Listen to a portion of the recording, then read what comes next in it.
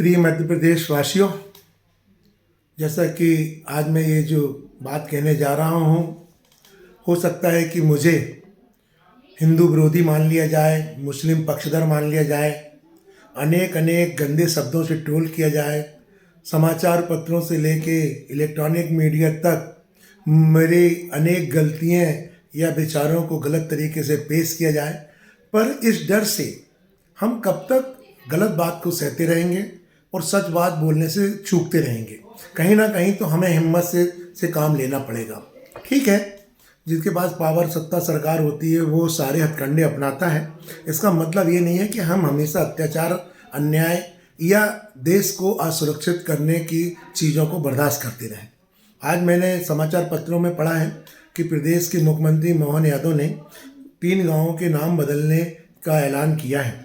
गजनी खेड़ी का नाम माँ चामुंडा देवी के नाम रखने की बात की है।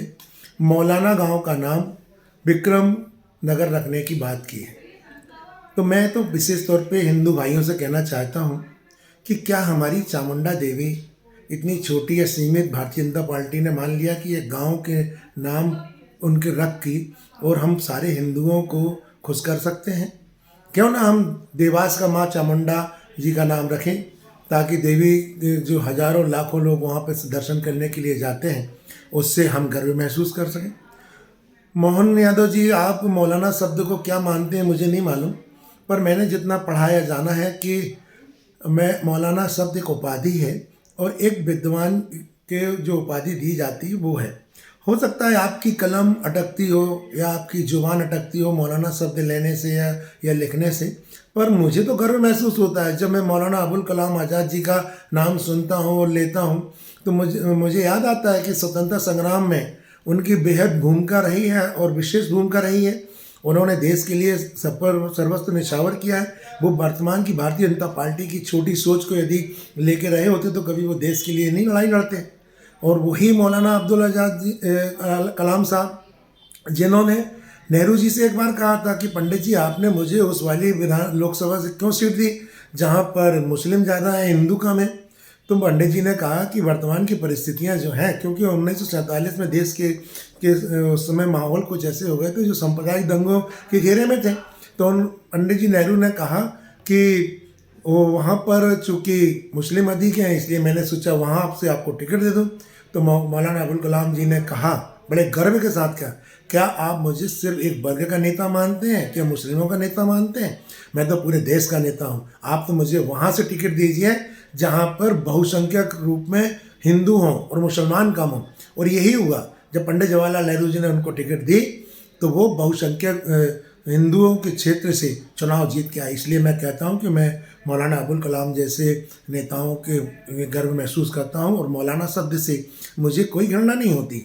हाँ, आपकी घृणा हो सकती है क्योंकि आप जिस परिस्थितियों में, परिवेश में आप हैं या राजनीति कर रहे हैं या जिनसे आपको मिला है वो उनकी विचारधारा ही ऐसी है। आप ये भी याद रखें मोहन यादव जी कि आपको भारतीय जनता पार्टी ने यदि मुख्यमंत्री बनाया है तो कोई आपको इसलिए नहीं बनाया कि आप उनके बहुत चहेते थे।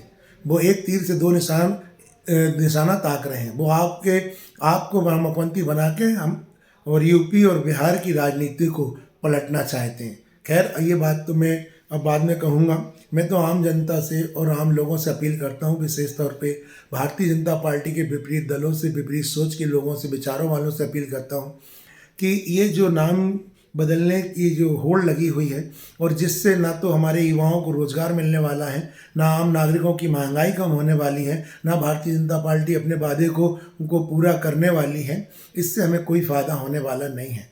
मैं आप सबको निकलना चाहिए और सच्चाई की बात कहना चाहिए। जिस प्रकार से मैं मानता हूँ कि मौलाना गांव के नाम बदलने से देश का कोई भला होने वाला नहीं है। कुछ समय के लिए वाहवाही भारतीय जनता पार्टी को और उनके नेताओं को मिल सकती है। इसलिए मैं इस बात की निंदा भी करता हूँ और विरोध करता हूँ और आम नागरिकों से अपील करता हूँ कि हमें वक्त के रहते, समय के रहते इस बात के प्रतिकार करना चाहिए, क्योंकि ये नाम बदलने के पीछे जो सोच है वो एक नफरत की सोच है, एक कटुता की सोच है और ये धीरे धीरे लोगों की मन की भावनाओं को आहत कर रहे हैं। और एक समय ऐसा आएगा, भले उसके लिए समय 5 साल लग जाए, 10 साल लग जाए, 20 साल लग जाए, पर ये देश फिर बंटने की कगार में। सबसे बड़ा नुकसान यदि होगा तो इस देश को होगा। ये सारे के सारे जो नियम और कानून का जो दुरुपयोग करके निर्णय लिए जा रहे हैं, ये हमारे देश के लिए एक नुकसानदेह हैं। हमें अपनी देश की माँ एकता और अखंडता के लिए, देश की संपन्नता और सक्षमता के लिए, एक अच्छे आदर्श भारत के लिए